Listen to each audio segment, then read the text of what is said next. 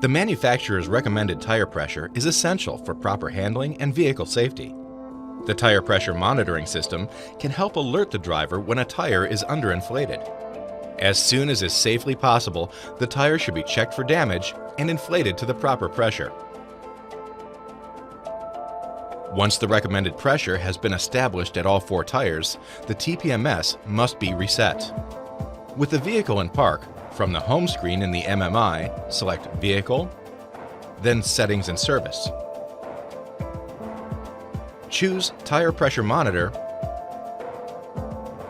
and Store Tire Pressure. At the confirmation prompt, select Yes, Store Now. The currently inflated pressures will now be the baseline for the system. Any significant difference from these pressures will result in a warning.